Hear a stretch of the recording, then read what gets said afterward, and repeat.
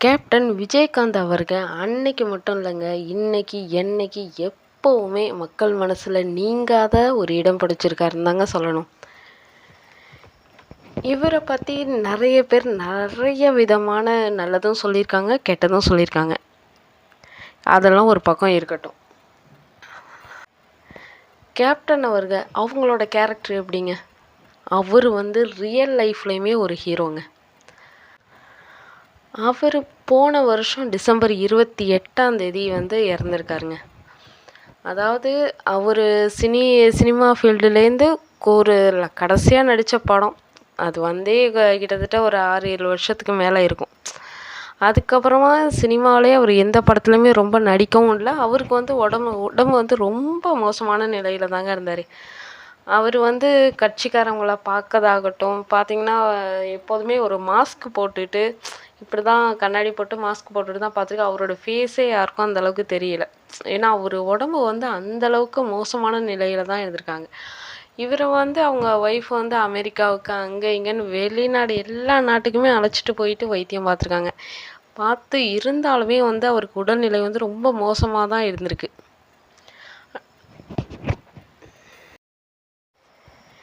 விஜயகாந்த் அவரோட வாழ்க்கை பயணம் எப்போ ஆரம்பிச்சது? 1952 வருஷம் இவர் பிறந்திருக்காரு. ஆகஸ்ட் 25 இவர் இவரோட பர்த்டேவை எப்போதும் எப்படி கொண்டாடுறாரு அப்படின்னு பார்த்தீங்கன்னா, எல்லா நடிகரும் எப்படி கொண்டாடுறாங்களோ அது தெரியல. அதை விட்டுருங்க, அந்த விஷயமே நமக்கு தேவையில்லை. ஆனால் கேப்டன் அவர்கள் அவரோட ஒவ்வொரு வருஷம் பிறந்த நாள் எல்லாத்தையுமே வறுமை ஒழிப்பு தினமாக தாங்க கொண்டாடுறாரு. உலகத்தில் யாருமே வறுமையில் இருக்கக்கூடாது அப்படிங்கிறது தான் அவரோட எண்ணம். அதுக்கு ஏற்றது போல தாங்க அவரும் மற்ற கட்சிக்காரங்க எப்படி இருக்காங்க அதை பற்றி நம்ம விமர்சனம் பண்ணக்கூடாது. இப்போதைக்கு நம்ம விஜயகாந்த் சாரை பற்றி பேசுகிறோம். ஸோ அவரோட நல்ல குணங்கள் நிறையா இருக்குங்க. அவர் ஹெல்பிங் மைண்டு அதிகம். அவர் சின்ன வயசுலேருந்தே கஷ்டப்பட்டு இந்த ஒரு நல்ல நிலைமைக்கு இப்போ வந்திருக்காருன்னா, அவர் அந்த வாழ்க்கை பயணம் அவரோட ரியல் ஸ்டோரியை வச்சு ஒரு படமே எடுக்கலாம். அந்தளவுக்கு இருக்கும். அவ்வளோ கஷ்டப்பட்டு தான் வந்திருக்காரு. அவரோட உருவம், அவரோட கலர் இதெல்லாம் வச்சு நிறைய பேர் அவரை கிண்டல் பண்ணியிருக்காங்க.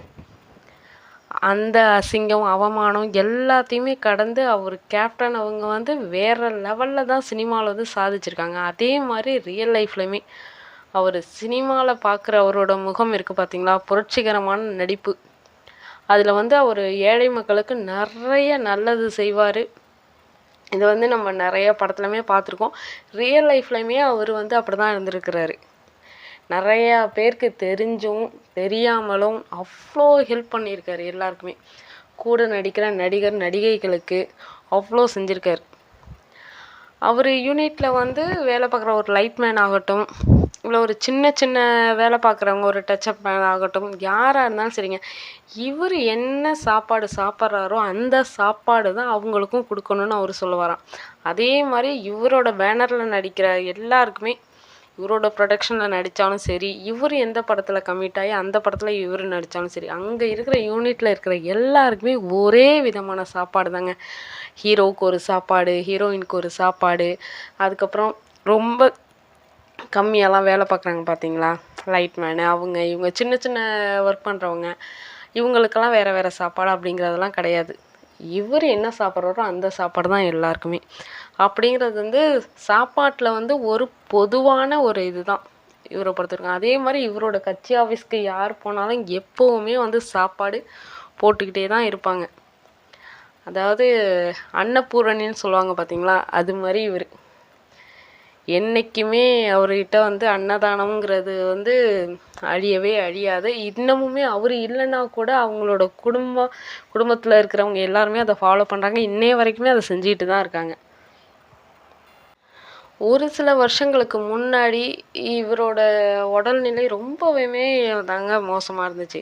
அப்போ எப்படின்னா இவரால் சரியாக பேசக்கூட முடியாது. அதாவது ஃபஸ்ட்டு இவர் மேடைகளில் பேசும்போது அப்படியே இந்த சிங்கம் கர்ஜிக்கும் பார்த்தீங்களா, அப்படி இருக்கும். அவரோட வாய்ஸ் அப்படி தெரிக்கும், மைக்கே தேவையில்லைங்க, அப்படி கிளியராக பேசுவார். சிங்கம் கர்ஜிக்கிற மாதிரி இருக்கும். அப்படி தான் இவரோட பேச்சு திறமை வந்து அப்படி தான் இருக்கும். மேடையில் வந்து இவர் அப்படி தான் பேசிகிட்டும் இருந்தார். ஆனால் அதுக்கப்புறம் அவருக்கு உடம்பு சரியில்லை. அது வந்து அவருக்கு வந்து தொண்டையில் ஏதோ ஆப்ரேஷன் பண்ணாங்களாம். அதனால வந்து சரியாக பேச முடியல அப்படின்னு அவங்க ஒய்ஃப் கூட பிரேமலதா விஜயகாந்த் கூட சொல்லியிருந்தாங்க ஒரு இன்டர்வியூவில். ஆனால் அது வந்து மக்கள் யாருக்கும் தெரிஞ்சுதா தெரியலையா என்னன்னு தெரியல. அவங்க வந்து மீம்ஸ் கிரியேட்டர்ஸ் வந்து நிறையா மீம்ஸ் எல்லாம் போட்டு இவரை எல்லாருமே வந்து ஒரு தப்பான ஒரு பார்வையில் தான் எல்லாருமே பார்க்க ஆரம்பித்தாங்கன்னு வச்சுக்கோங்களேன். அது மாதிரி தான் இருந்துச்சு. ஆனால் இவர் இறந்ததுக்கு அப்புறம் இவர் செஞ்ச நல்ல விஷயங்கள் எல்லாமே ஒவ்வொருத்தவங்களா வெளில சொல்ல ஆரம்பிச்சிருக்காங்க.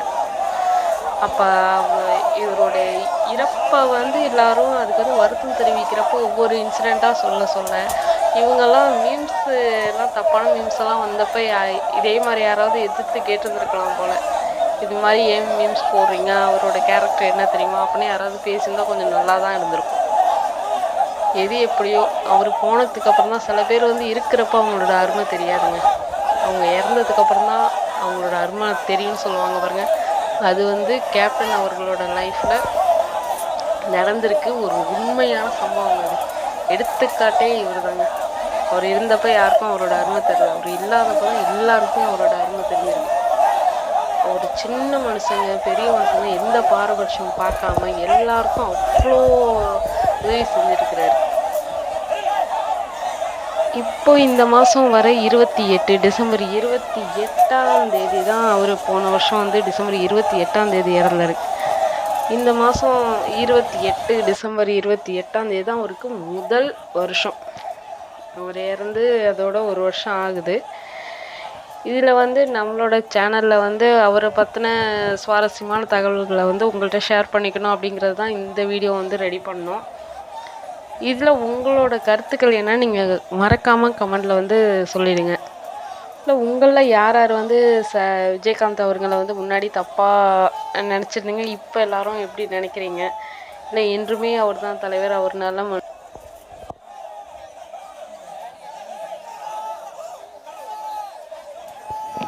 உங்களில் யாருக்கெல்லாம் கேப்டன் அவர்களை ரொம்ப பிடிக்கும், அவங்கள பற்றின ஏதாவது நினைவுகள் இருந்துச்சு, இல்லை அதை பற்றின அவரை பற்றின நீங்கள் ஏதாவது கருத்துக்களை தெரிவிக்கணும்னா மறக்காமல் கமெண்ட்டில் சொல்லுங்கள்.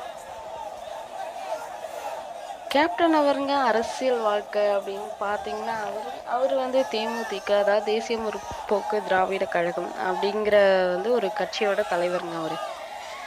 இவர் வந்து 2006லேருந்து 2016 வரைக்கும் தமிழ்நாட்டின் சட்டமன்ற உறுப்பினராக இருந்திருக்கிறாரு.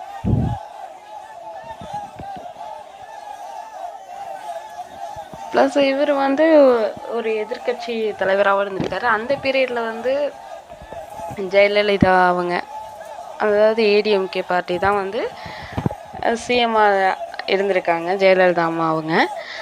அந்த பீரியடில் தான் இவர் வந்து எதிர்கட்சி தலைவராக இருந்திருக்காரு. இவர் வந்து 150க்கும் மேற்பட்ட திரைப்படங்களில் நடிச்சிருக்காரு. முக்கியமாக சொல்லணும்னா ஒரு சில படங்கள் வந்து இவரோட ஆக்டிங் திறமையை வந்து வேறு லெவலில் கொண்டு போயிருக்குன்னு தான் சொல்லலாம். கருப்பாக இருக்கிறவனால எதுவும் செய்ய முடியாது அப்படின்னு வந்து அசிங்கப்பட்டு அவமானப்படுத்தின இடத்துல வந்து இவர் வேறு லெவலில் சாதிச்சு காட்டியிருக்காருந்தாங்க சொல்லணும். அதாவது 1984 வெளியான வைதேகி காத்திருந்தாள் இந்த படம் சூப்பர் டூப்பர் ஹிட்டுங்க. இந்த படத்தோட டைரக்டர் வந்து சுந்தரராஜன் அவர்கள். சுந்தரராஜன் அவங்களோட டைரக்ஷனில் வந்து இவர் நிறைய படங்களில் வந்து நடிச்சிருக்காரு. எல்லா படமே சூப்பர் டூப்பர் ஹிட்டு தாங்க. அதுக்கப்புறமா 1986 அம்மன் கோயில் கிழக்காலை அப்படிங்கிற படத்தில் நடிச்சிருக்காரு. அதுக்கப்புறம் செந்தூர பூவை, பூந்தோட்ட காவல்காரன், புலன் விசாரணை படத்துலனா வேறு லெவலில் இருப்பாருங்க விஜயகாந்த்.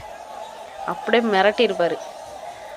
அதோட அவரோட ஆக்டிங் வந்து அப்படியே வந்து 1990 தான் புலன் விசாரணை வந்து அந்த படம் வந்துச்சு. அதுக்கப்புறம் 2 வருஷத்தில் அவரோட கேரக்டர் வந்து டோட்டலாக அவரோட கேரக்டர் சேஞ்ச் ஆகிருக்குங்க. சின்ன கவுண்டர் படத்தில் 92 வெளியாச்சு. அந்த படம் வெளியாகி அடுத்த 2வது வருஷம், அதுலேருந்து 2வது வருஷங்க 1994 ஹானஸ்ட்ராஜ் அப்படிங்கிற படத்தில் வேறு லெவலில் தாங்க பண்ணியிருப்பார். அவர் நடித்த படம் எல்லாமே போலீஸ் கேரக்டர் நடிச்சிருக்கு, எல்லாமே ரொம்பவே சூப்பராக இருக்குங்க. இதுக்கப்புறமா இவர் தாயகம்ங்கிற படத்தில் நடிச்சிருக்கார். 2000 வந்து இவர் வானத்தை போல படத்தில் நடிச்சிருப்பாருங்க. ஒரு 3 தம்பிக்கு வந்து ஒரு அண்ணனா இவர் நடிச்சிருப்பாரு. அந்த படம் ரொம்ப சூப்பராக இருக்குங்க. ஃபேமிலி ஓரியன்டட் படம். அதான் விஜயகாந்தா அப்படி இப்போ ஒரு 2 வருஷத்துக்கு முன்னாடி எப்படி அவரோட ஆக்டிங் இருந்துச்சு, படத்துக்கு படம் வந்து இவரோட கேரக்டர் வந்து ஒவ்வொரு படத்துலையுமே வந்து ஒவ்வொரு வேரியேஷன் இருக்கும். இந்த படத்தில் வந்து ஒரு வயசான அண்ணனாவும் நடிச்சிருப்பார். அந்த படம் ரொம்பவே சூப்பராக இருக்குங்க. சூப்பர் டூப்பர் ஹிட் அந்த படமுமே. கேப்டன் அவர்களுக்கு 2024 வருஷம் வந்து பத்மபூஷன் அப்படிங்கிற அவார்டு கொடுத்துருக்காங்கங்க. இவர் வந்து 2001 வருஷம் கலைமாமணி அப்படிங்கிற அவார்டும் இவருக்கு கொடுத்துருக்காங்க. கேப்டன் அவர்களோட 100வது திரைப்படம் தாங்க கேப்டன் பிரபாகரன். இந்த படத்துக்கு அப்புறமா தான் மக்கள் வந்து இவரை விஜயகாந்த் சார் அவங்கள வந்து எல்லாருமே கேப்டன் எல்லாருமே அன்போடு அழைச்சிருக்காங்க. கேப்டன் அவர்கள் தென்னிந்திய நடிகர் சங்கத்தில் வந்து போட்டியிட்டு இவர் வந்து தென்னிந்திய நடிகர் சங்க தலைவராக ஜெயிச்சிட்டாருங்க. 2000லேருந்து 2006 வருஷம் வரைக்கும் இவர் தலைவராக இருந்தார். அதற்கு முன்னாடி வந்து தென்னிந்திய நடிகர் சங்கம் வந்து கடனில் இருந்திருக்கு. இவர் தலைவராக பொறுப்பேற்றினதுக்கு அப்புறமா என்ன பண்ணியிருக்காரு, இந்த கடனை எப்படியாவது அடைக்கணும் அப்படின்னு இவர் முடிவு பண்ணி இருக்கிற நடிகை எல்லாரையுமே அழைச்சிட்டு போய் மலேசியா, சிங்கப்பூர் அப்படின்னு நிறைய வெளிநாடுகளில் போய் கலை நிகழ்ச்சியெல்லாம் நடத்தி அதில் வந்த வருமானத்தை வச்சு இவர் வந்து தென்னிந்திய நடிகர் சங்கத்தில் இருந்த கடன் எல்லாத்தையுமே அடைச்சிருக்காருங்க. அடைச்சிட்டு மிச்ச அமௌண்ட்டை வந்து தென்னிந்திய நடிகர் சங்கம் பேர்லேயே வந்து இவர் வந்து டெபாசிட் பண்ணியிருக்காரு பேங்க்லேயே. இதனால தாங்க இவர் வந்து அந்த காலத்தில் எம்ஜிஆர் சார் எப்படி இருந்தாரோ தலைவர் எம்ஜிஆர், அதே போல் இவர் வந்து எல்லாத்துலேயுமே பெஸ்ட்டாகவே இருந்திருக்காருங்க. அதனால கருப்பு எம்ஜிஆர் அப்படின்னே மக்கள் வந்து இவரை ஒரு அன்போட பாசத்தோடையுமே கூப்பிட்ருக்காங்க. எம்ஜிஆர் சாருக்கு அடுத்தபடியாக இவருமே வந்து எல்லாருக்கும் ஒரே சாப்பாடு தான். அதாவது சினிமா ஃபீல்டில் இருக்கிறவங்க எல்லாம் இவரோட ஒர்க் பண்ணுறவங்க எல்லாருமே ஒரே சாப்பாடு. எம்ஜிஆர் சார் வந்து அப்படி தான் பண்ணுவாராம் தலைவர் அவங்க. அதே போல் இவருமே ஃபாலோ பண்ணியிருக்காரு. இவரையுமே எல்லாரும் கருப்பு எம்ஜிஆர், எல்லாருக்கும் உதவி செய்கிறாரு அப்படின்னு அவர் வந்து எல்லாரும் வந்து கருப்பு எம்ஜிஆர் அப்படின்னே இவரை வந்து ரொம்பவுமே பாசத்தோடு தாங்க கூப்பிட்ருக்காங்க. இவருக்கு 2 பட்ட பேருங்க, கேப்டன் அண்டு வந்து கருப்பு எம்ஜிஆர். 3 பேருங்க.